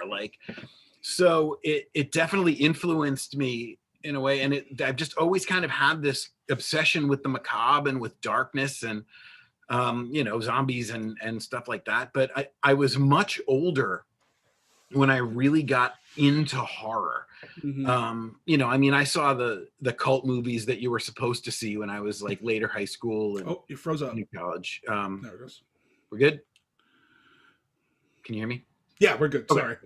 I have a shitty internet connection. Sometimes okay. it just okay. So like the Nightmare on Elm Street and stuff like that. But so it's funny because I've seen hundreds of horror movies, but I haven't seen all the Halloween movies. I haven't seen all the Nightmare on Elm Street movies, and I haven't seen all the Friday the 13th movies. First of all, I've tried. Like, I think there's definitely an experience when you're watching some of them as a teenager, and you are, you're like sucked into the experience because you're all 14 and 15 and whatever. But as an adult, you watch some of these, you're like, these are terrible. So, they're, Yeah. I mean, I love the Halloween. The first one is amazing. The most recent Halloween was amazing. I'm looking forward to Halloween Kills and Halloween Ends. I'm crushed that they're waiting a year to put them out. And then they're putting the next one out a year later. They're both done. Come on. That's how I feel about Ghostbusters right now. Oh, like yes. that's honest to God, the one movie that I was really looking forward to this year. And I am just devastated that it is done, ready to go. I should have seen it 6 months ago. Yep. And it's still not available. And it's like, this is it's bullshit. Yep. Yep. So yeah, but I mean that's so yeah, good. Eugene, you all right over there? I'm back. Okay. Did you chill them cats out? So, funny story. My cousin and her boyfriend came over the holidays. Yeah. And they have a little min pin mix. And they brought it over, and my cat is like recreating dominance again. Okay. So she's going to all these spots like where the dog was at. It was just scratching it and just like we're coming to this terms of like because the dog was here, so she was all over the place that she'd never be at. So she's like reestablishing some sort of dominance. All right. Lovely. Well, I'm glad you survived. Thank you so much for sharing that. Yeah. We were just talking about horror movies. I heard. And oh, okay. I don't know if you could still hear us or not. I'm loud. Doing your thing. Yeah. So am I. I always feel my wife's sleeping because she has to get up for work at 6 a.m. And so I try to be quiet, but I'm not a quiet person. So we have all the doors shut. I'm capable of being quiet. None of us in our house are quiet. We're loud people. So yeah. Where were we with the horror talk? You're talking about Ghostbusters. Ghostbusters. Well, we're talking about Halloween Kills and the new ones. So what do you prefer with horror? Like, do you prefer the older stuff, or are you a big fan of anything new? I mean, I've seen some new movies that I really like. I'm a huge old horror movie guy. Like, and when I say old, like, I love the Universal monsters. Like, I watch any of those movies any time of the day. I mean, I have my iPad here in the studio, and I'll like set myself up to paint, and I'll just put on like Bride of Frankenstein. Like, it's I love watching that kind of stuff. I've been trying to methodically go through and catch movies that I am supposed to have seen as a horror movie guy. Recently, the one I finally got to was Don't Look Now with Donald Sutherland. Which everybody says is such an amazing movie. I literally hated every single second of this movie. It was boring. It was weird. It didn't make any fucking sense to me. And I feel bad because I'm supposed to like it. I'm a horror guy, and everybody's such a great arty. Oh my! It's got what seems like a 35-minute sex scene that's completely unnecessary to the story. Because that's what you want in your movie, a Donald Sutherland ass, which I feel like in the 70s he really enjoyed showing. Yeah. But now you put Kiefer Sutherland in there for a 30-minute sex scene. Maybe we're talking now. Right. So the question, you asked what I like and what I don't like. I really don't like overuse of sex in horror movies, which is a really tough bill to fit. But I feel like in so many movies it becomes the focal point, and it becomes degrading to everybody in it, to the people watching it. I just don't enjoy that level of that soft core near porn stuff that winds up happening in some horror movies. I think it's unnecessary, and that really irritates me, because I'm all in. You want to rip somebody's head off? Great. Yeah. But which is strange. I'm the same exact way. Like any movie, just even beyond horror. Like if I'm watching a movie and like some steamy sex scene starts up, I'm just like, yeah, I don't need that. Like I don't care, and it's not because I'm a prude. Right. It's because I don't care. Like to me, I'm just like, I'm just gonna pause this and then watch porn for 20 minutes. And it's like I don't give a shit. I'm the same way. We'll say pro wrestling. Like, back when it was like, when I watched all the time, it was real popular, and there would be like, oh yeah, like all the girls come out and they're all wearing these skimpy clothes, and it's like, I don't fucking care. Like I can watch that anywhere. And that's kind of how it feels with like horror movies. It's like, what are you really adding to this movie? For me, that's what it is. Is it furthering the story? Sometimes it is, right? Sometimes it's needed, but it's not always needed. And there are certainly ways that you can do it in which it helps the story along. And then there are ways that you're doing it just so you can show some boobs. Yeah. Isn't always necessary, right? Like, so Cabin in the Woods, which is one of my favorite horror movies, which is only, I think, great if you've seen every horror movie, but yeah, I feel the same way. There is some nudity in that, which I think makes sense. As a horror movie fan, they're poking fun at the fact that there's nudity in every horror movie, right? And so I appreciate it where it makes sense and it helps the story along. That character is the slut, right? Which we need in a horror movie. But I know what slut means, right? So I don't have to see her being a slut for me to know what's happening. Yeah, I feel like now it's at a point, and I do think that in more modern horror movies, there's not as much in it, especially as there was. Yeah. So like Ari Aster's stuff, like Hereditary and Midsommar, there is sex in Midsommar, and it does make sense to the plot. But it's fucking hilarious in Midsommar. Midsommar, I wanted so much to say was a great movie, and it just doesn't quite go there, where I think Hereditary was spectacular. We watched Midsommar. We watched it one time. I loved it. I thought it was like the darkest comedy I have ever seen. My wife really liked it too, which is just surprising because she hates everything. Which plenty of people would say the same thing about me, so I'm not judging her. Okay. But then I never wanted to watch it again because, and I told her, like, I don't want to watch this because I'm not going to like it as much as I did the first time. And she really wanted to, and sure as shit, like I was just like, yeah, I don't ever want to watch this again. I did not enjoy it nearly as much this time. I never need to see it again. First of all, anything over 2 hours, you're lucky if I watched it the first time. So, that answers that question. Yes, there are current horror movies that I enjoy, but I do find that because I'm on lots of different Facebook groups and online sites where we, and listen to podcasts about horror, my belief system of horror movies does not align with the general horror fan. I'm stunned. Apparently, I'm the only person in the world that thought the new Invisible Man with Elizabeth Moss was hot garbage. I hated every second of it. I thought it was so stupid.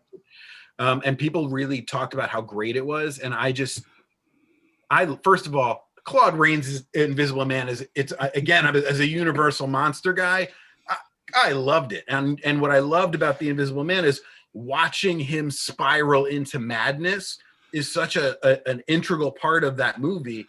And then you don't get that at all. And the other part of it that I like, it was a tech movie. I don't know if you saw Invisible. Yeah, I watched it. Yeah. I didn't hate it, but but it was just a tech movie. It was essentially like, it could have been called "What If the Avengers Were Bad?" Like it's basically all it was a tech suit. That's not fucking scary. Like well, and the purpose of it, like it's not what the Invisible Man was. Like it's more like it was just a commentary on like how men abuse women and like gaslight them and like all this other stuff. Which that's true. That's fine, but it's also. I don't I've seen that know. movie dozens of times, and as Yeah. much as this pains me to say, Enough with Jennifer Lopez was a way better version of that than what the I Invisible. never saw that one. Oh, it's terrible, but it's better than the Invisible Man. Yeah. I think I know what you mean when you see these like critically and fan wise, like movies are just so popular and people love them, and then you watch them and you're just like, what the What fuck? am I missing? Yeah, and I really think that people's standards have gotten so low. I think because there's just so much trash out there, so Yeah. much garbage, that when you have anything that's even remotely passable, like The Invisible Man, I don't think it's a bad movie. But I don't think it's anything. I'm never going to watch it again. No one's going to be talking about it 10 years from now saying, oh, God, you know what my favorite horror movie is? The Invisible Man. Well, yeah, the one that came out in 2019. No, that's never going to happen. Right. My beef with it really was the allure of the Invisible Man movies was the look what we can do trick photography. We know how they do it all at this point. So there's nothing like, I'm not wowed by green screen in any way, shape, or form. Yeah, CGI has destroyed a lot of magic with everything. And we any can't live movie, but without it, especially right? Like horror. it's done some amazing things too. But we just watched His Dark Material series on HBO Max, and the CGI is spectacular, and it makes the series like it really is amazing. So it definitely has good moments. Yeah, but I think it's definitely hurting horror. Yes, I will agree with you 100%. We started watching, just threw it on because there's nothing else on, and I was curious because I hadn't seen it in years. The Thing, the prequel, because the original, well, not the original, but the John Carpenter Thing, my favorite horror movie. One of my favorite, it's one of my favorite movies, period.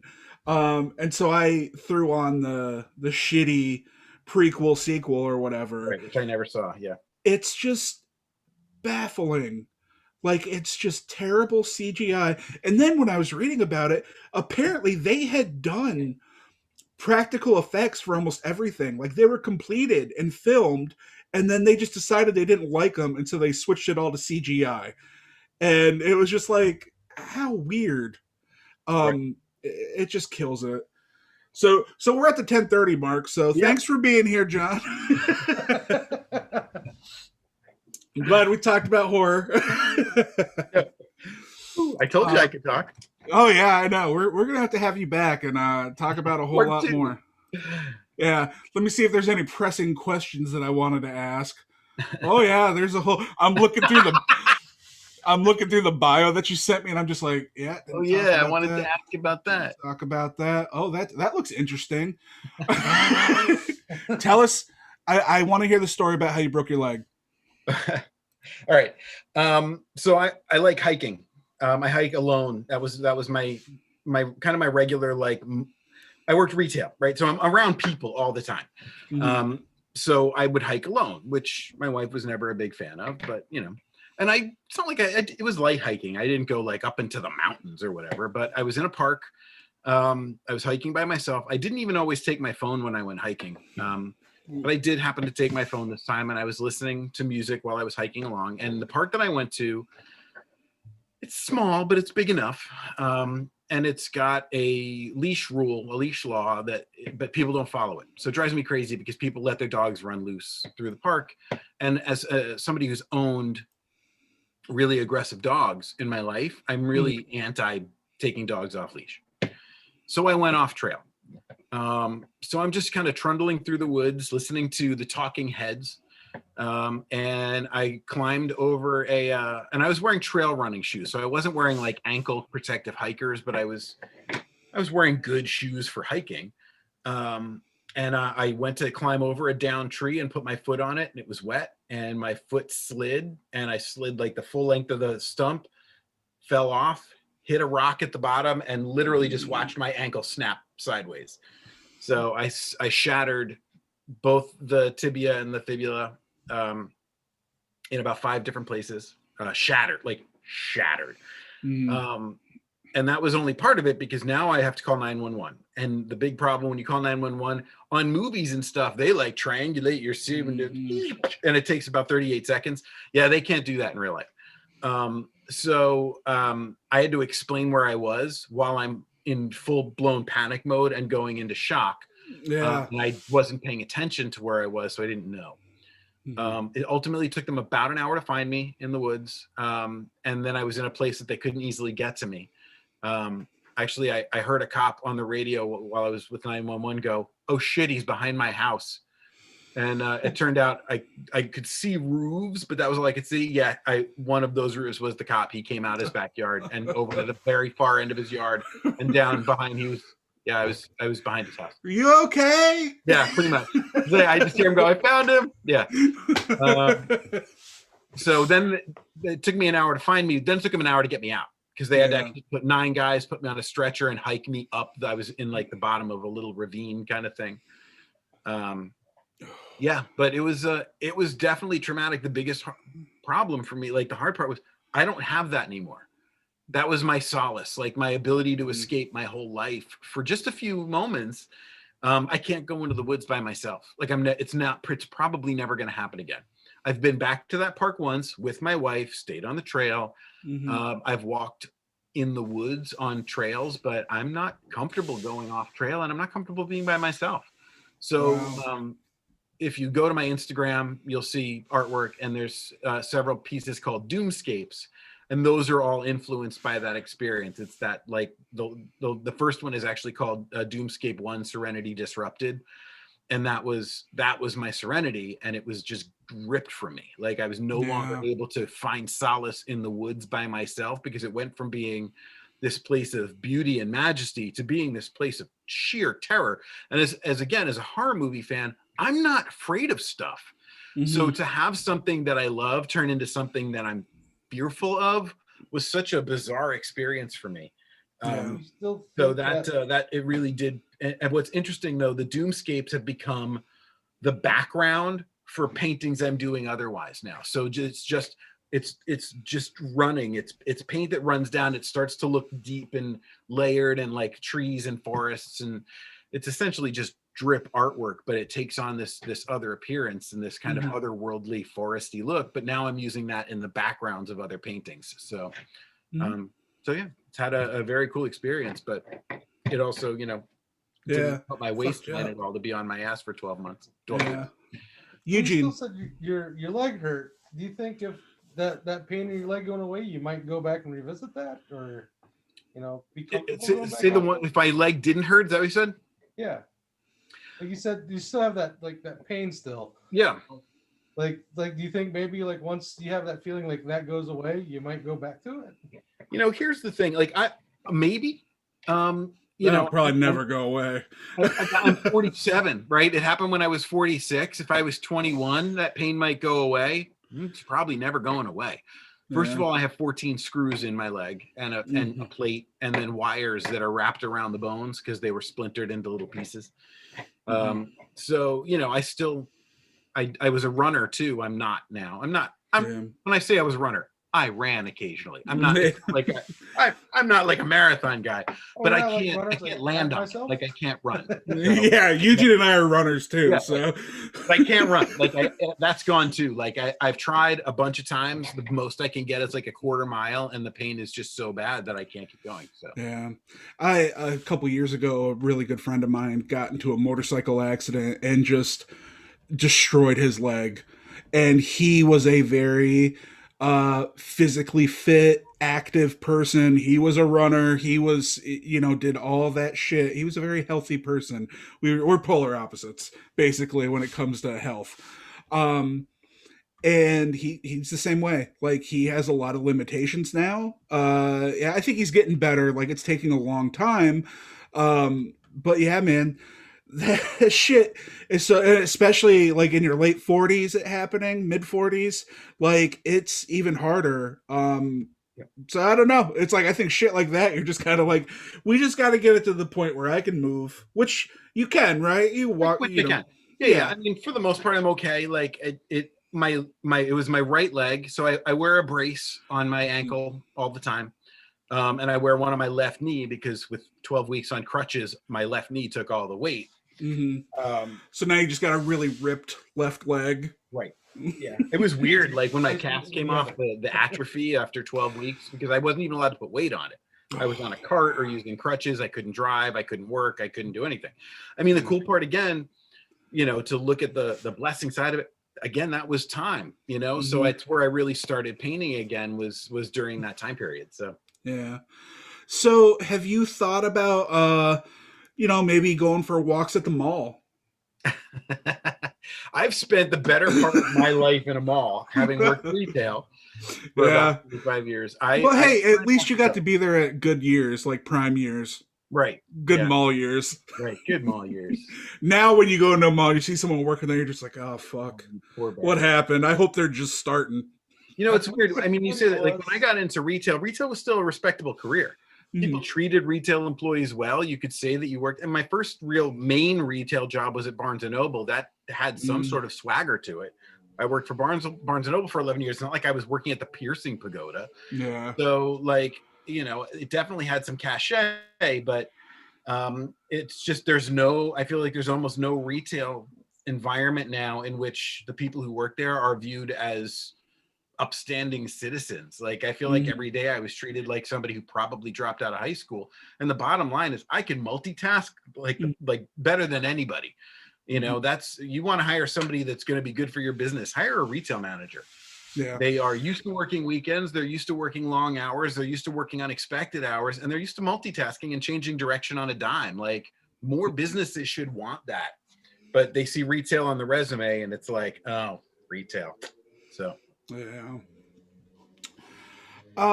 Okay, so listen, we're at the point. We usually end these at 10:30. I'm okay with going a little bit longer. I mean, we're not going to go too much longer just because I got to go to bed. But we did have some questions that we wanted to ask you, that we want to ask everybody. So Eugene, did you come up with your question yet?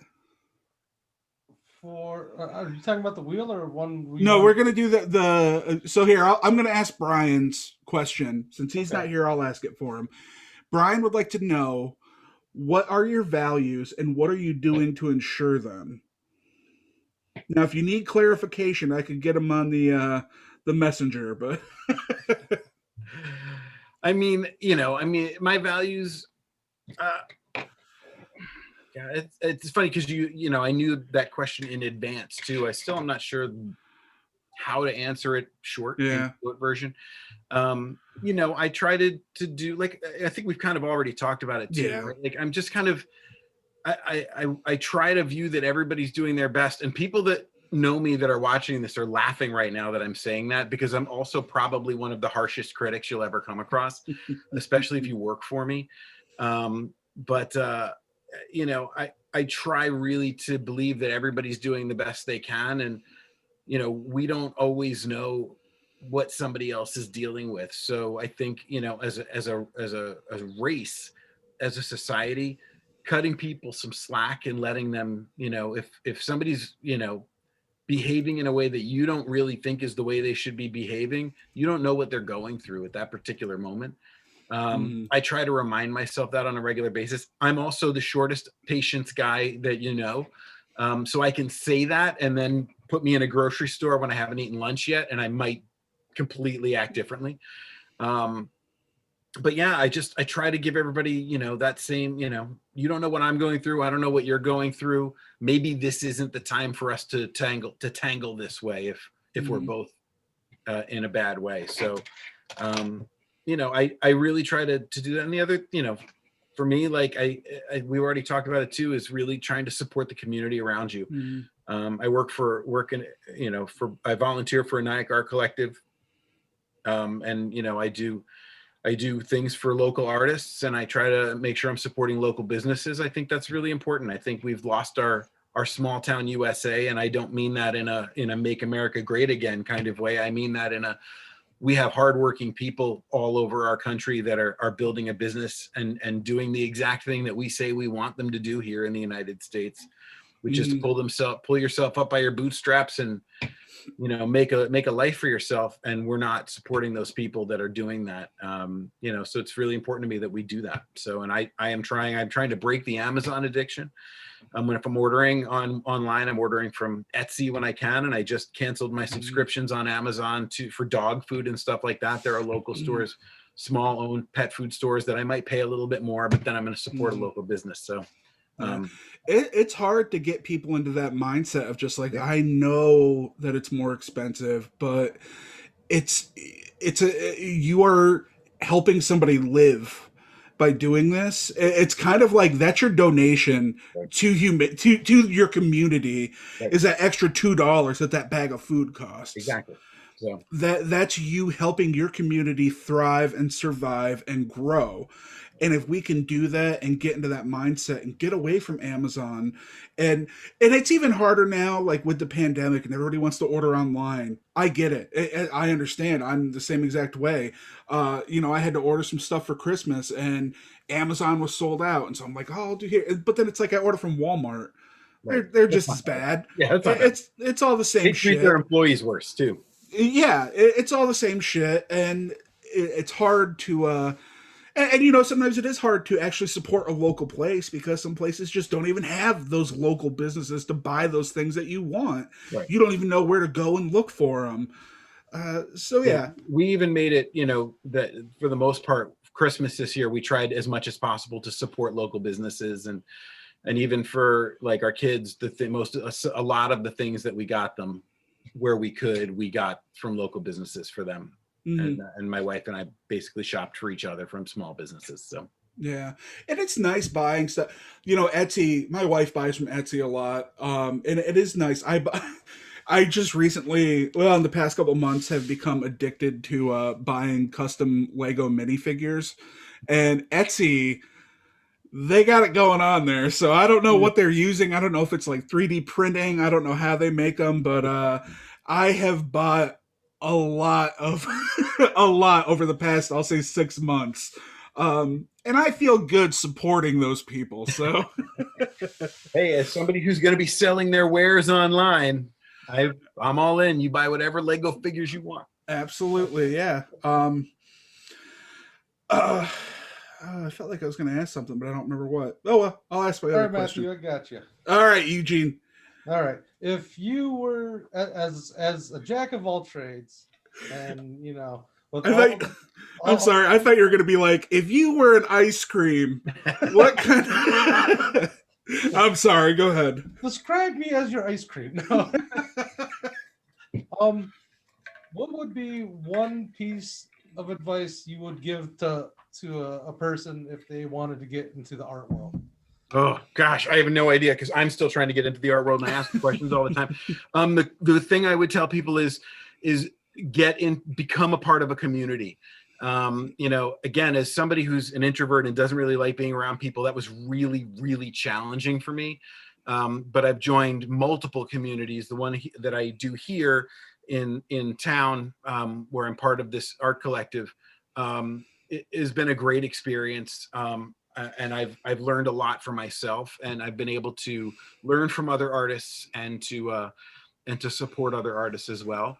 And then for me, there's a horror art community. There's art online, and I'm actually going to be, I'm part of an online horror art community called the Wishmasters, which is a group of horror art makers, whether it's perfume or makeup or trinkets or jewelry or whatever, and they have been doing online donations. So they do an online auction where they do 100% donation. So it's essentially, we encourage makers and artists to donate a piece or something to this auction, and then people bid, and then all of the bids go to support a charity.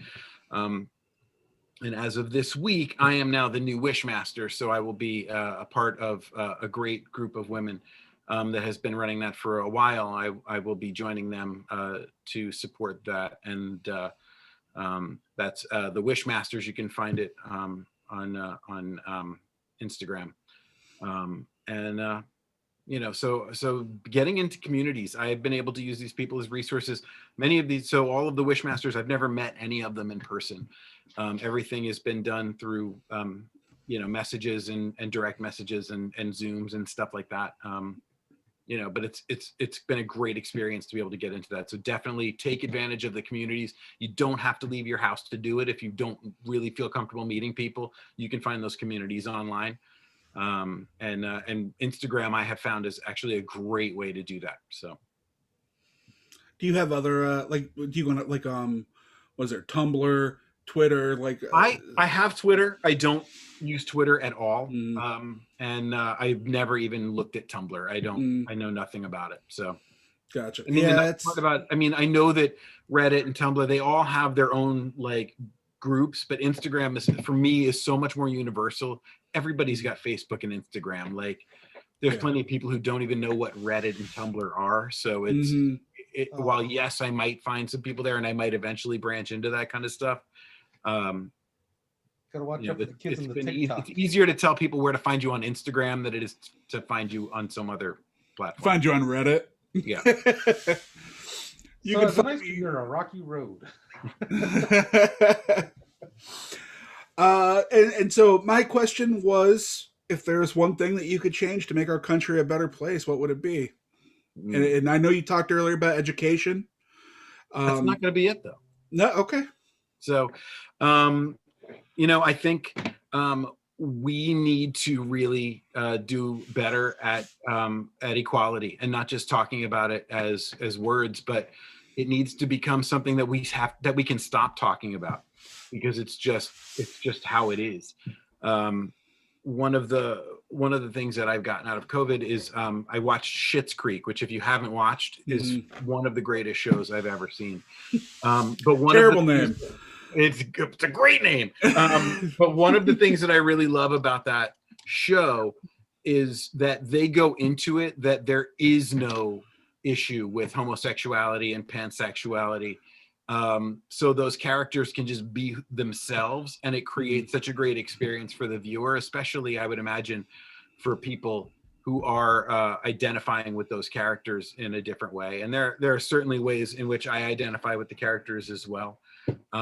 There are scenes in that show, while it's a historical show, there are scenes that I have seen the whole series 7 times already.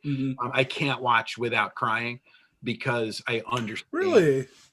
Yeah. So you've seen the series? I haven't. I've watched some of it. I haven't watched it all the way through. I didn't expect it to be an emotional kind of show. It gets much more emotional in the later seasons. And there's a scene where David is talking to Stevie, and she asks why he wants to go back to New York, and he chokes up. And I probably will choke up saying this because it always gets me. He says, because I need them to see that I'm not a joke. And it just, that particular moment, I can totally relate to it, right? Like I said, I was bullied in school and there is that element of I don't really need to prove that I'm somebody, but that never goes away. I need them to see that I'm not a joke. But I think that's, for me, that's what I would change. We need to be more accepting as a society. It boggles my mind that people get upset about something that doesn't affect them at all. If I'm in love with a man, it doesn't affect you. It doesn't affect your life. It doesn't affect anything about you. The only person that affects is me and the man I'm in love with. So I don't happen to be gay, but if anybody around me is gay or I would want them to be. Everybody should feel comfortable being who they are. And we should, again, it's just amazing to me that we don't accept people because of who they are, gay, black, whatever. That's the thing I would change. I think equality needs to become just what we do, not something that we talk about. I think a lot of that has to, the town that we grew up in, where Eugene lives right now, it's not a diverse place. There's a handful of black people that live there. Eugene is one of the very few minorities there. And I just think that it's one of those things. I remember growing up and just being I don't understand how racism even starts. Right. There's no one here. Like, how can you even form an opinion about another, or why would you even form another opinion about someone just because of the color of their skin or whatever? And we don't have that as children. Our children Yeah. don't see that. Yeah. And, I remember when I first started going to college, I actually took it. It was an African American studies class, and I took it because my mom was going to college at the same time too. And she was like, "You should just take this with me." I was like, "All right." So I took it. We're the only white people in there, uh, and I remember just saying like, "Listen, I grew up watching Ghostbusters. I grew everything that I've seen the media that I have consumed has been black people and white people like working together. Like there's no like you don't watch the Ghostbusters. Winston being black is never brought up. It doesn't matter. He's just like he's actually the everyman in their group. He's the normal one, like that you should relate to because he's from outside of the circle. Right. And He's not a scientist. So. yes, exactly. Like he's a dude who's if there's a steady paycheck in it, I'll believe anything you say. And who can't relate to that? Like, but I think we've really gone in a different direction because I guarantee that there's a black guy joke in the new Ghostbusters. I'm sure I've never watched it, so I wouldn't know. But I mean, the one that's coming out, like, I think that that's the direction we go now. We have to like, it's not just that there's a token, but it's also that like, look at me, I'm going to make comments about, and we're going to make jokes about. And I find that baffling. I think we've gotten so much worse than we were in the 80s. I've had that thought like in the past couple of years too, like how you were talking about segregation and desegregation.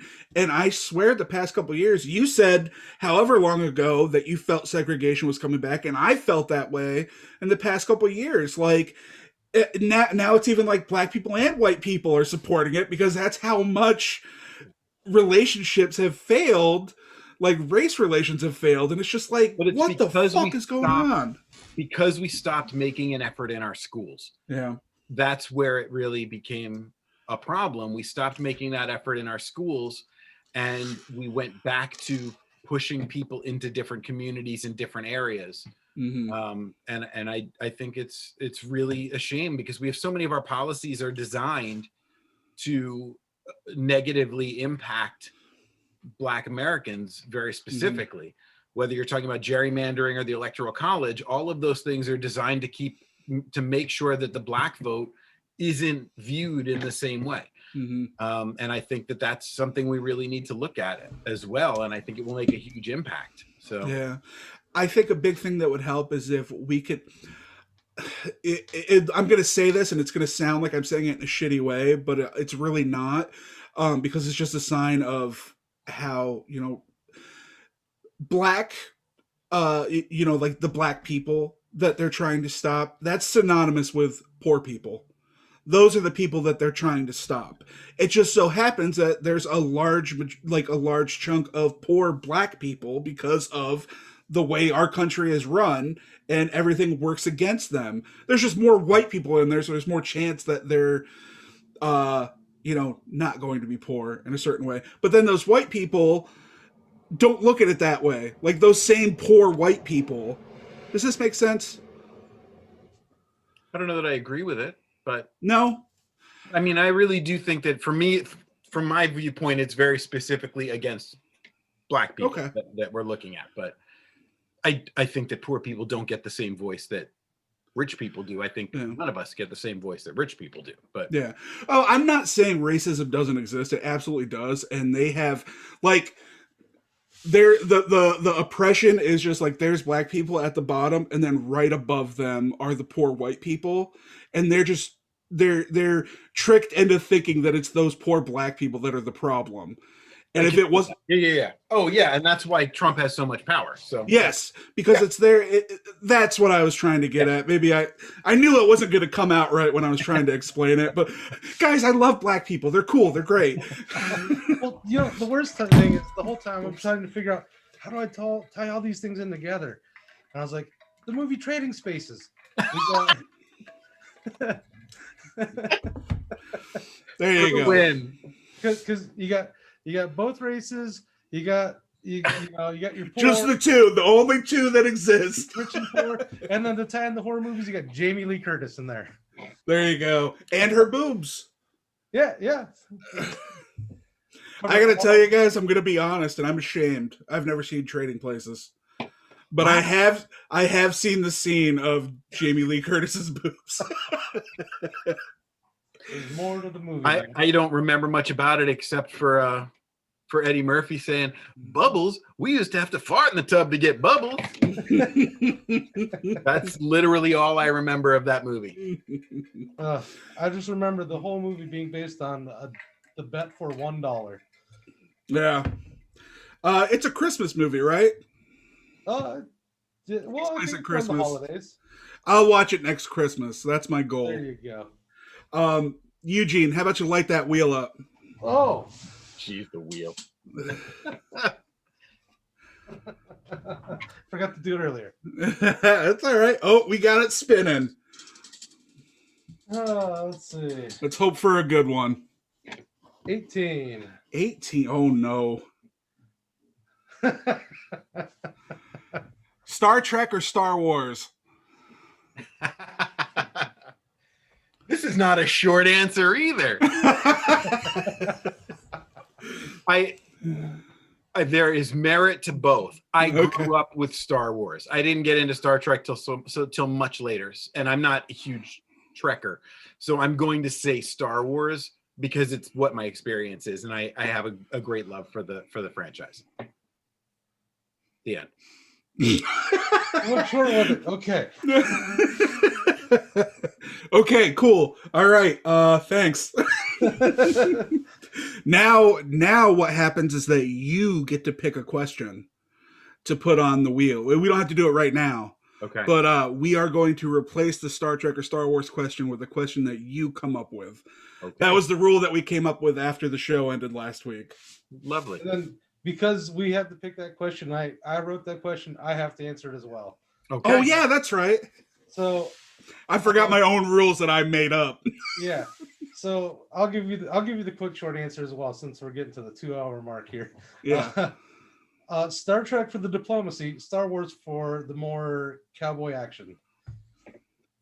Cowboy-esque action, I guess. I do want to add in there though, Star Trek does gain points over Star Wars because of the prequels. Yeah, well, okay. We can't do this, guys, because if we're gonna talk about Star Wars and bitch about Star Wars, all I'm gonna say about the two is that I feel like they're two completely different things. Star Trek is very much a hard sci-fi show. Star Wars is far more fantasy than it is sci-fi. That's my feelings on the subject. Have you watched any of Akira Kurosawa's samurai movies? Oh, absolutely. Yeah, So- they're fantasy, but also with like the Hidden Fortress. Yeah, and yeah, that's the main one is Hidden Fortress, but yeah. He was very much inspired by those, the samurai and everything. So I think they're two completely different things. Yeah. So all right, we're gonna end this. John, I want to have you back because I got nothing really else to do. So yeah.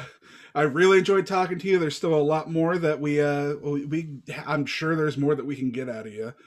Plus, I want to keep talking about horror movies. I got to hear about why you hate Breaking Bad so much. All kinds of things. So for you, the viewer, well, actually, John, you said you're making a website now, right? well, I have a website. It's Oh, you have? It's the Zombeard, Zombeard. Okay. Combination of zombie and beard. Clever. Zombeard.com. You can find me on Instagram at _Zombeard, which I believe is also my Twitter handle. Okay. So you can also find me on Facebook as my art page is actually John R. Gilbert. Okay. At the moment, like I said, I don't have a shop set up on my website, but I certainly am selling artwork both through my website, or you can just DM me or email me on any of those places. So real quick, do you have anything handy that you could show us just to give us a representation of what you paint? So these I did today. So I'm also, that reminds me, I have one more website. Ooh, somebody just went to my website. In my town. So it's not like I have a far reaching thing. I'm also doing a project that I'm calling 20 for 20 art. So it's essentially, I take 20 minutes, I paint a 5x7 painting, you pay me $20. So you tell me what you want, I'll paint it in 20 minutes. Which you can do either through Instagram or my website. I'll be setting up a page for that on my website shortly. I get notifications on my watch when people go to my website, so that's fun. So I did these today. So nice. These are 20-minute pieces that I did today. So Phantom of the Opera and the Frankenstein monster. Awesome. But just so you understand that I will do anything for $20, basically. Yeah, I saw some of the paintings that you did when you were posting on Facebook, and God, there is some awesome stuff. Yeah, I'm just happy you kept the whole 20. $20 is $20. Well, it's funny because I've had a couple people that get a little argumentative about what I should be doing for them for $20. If I can't do it in 20 minutes, I can't do it. So I'll try anything, but I'm not doing an entire family portrait for you in 20 minutes, which I've had multiple requests for, oddly enough. And again, if I'm only spending 20 minutes, you got to get what you're going to get. I mean, I'm not spending 45 minutes or 2 hours to make sure that this looks like your kid. So if you want a picture of your kid, I'll do it. You got 10 seconds, Bobby Wolverine. Right. If you commission, a full commission, then I'm definitely going to be able to do a much nicer job. I have the bigger commissions I'm working on right now. I can't show because one is a gift and one the patron does not want to see it until it is in her possession. So I showed you guys before we went on, but I can't show those now. Assuming that those people are watching, which they fucking better be, because it's only been 2 hours. What else are you doing at 11 o'clock on a Tuesday? Right. So yeah, but that's what's going on. And I'm taking commissions. I do have a little bit of a backlog. I have about 15 paintings that I'm committed to right now. But I'm looking in February at being able to take on some more stuff. I'm not a company, I'm a guy. So the 20 for 20 stuff I try to hit right away. It's how I start my day. If I've got requests for 20 for 20s, I bang those out first thing in the morning, and then I get to my commission. So yeah, hit me up on any of those places, and I'm happy to talk to you about what you are looking for art wise. And it's, hey man, art, not Amazon. Fuck Amazon. Yep. All right, man. Thank you so much for being here. Thanks for having me. I enjoyed it. It's nice to actually talk to you face to face. Well, face to face for once. And for you, the listener, thank you. The viewer, thank you for being here. I'm going to go ahead. I'm going to be the asshole, but I'm not going to say mash it. Do not mash that like button. Do not mash the subscribe button. I want you to just take your mouse, gently just put it over the little buttons and just tap. You don't want to mash your mouse. It's going to break it. If you're on your phone, don't mash the screen. It's going to crack it. It's going to bust it. It's not worth it. But if you could do those things, like the video if you like it. If you don't like it, tell me why. I want to know. I want to improve. I want to be better. And subscribe. Your skills of foreplay. What was that? Quit showing off your skills of foreplay. Hey, man. But yes, we'll be back next Tuesday. We are going to have Joe Wilson on, and he's going to probably tell us a lot about beer. And John, we're going to have you back sometime soon, okay? I'm all in. All right. Thanks a lot. Everybody have a good night, and we'll see you later. All right.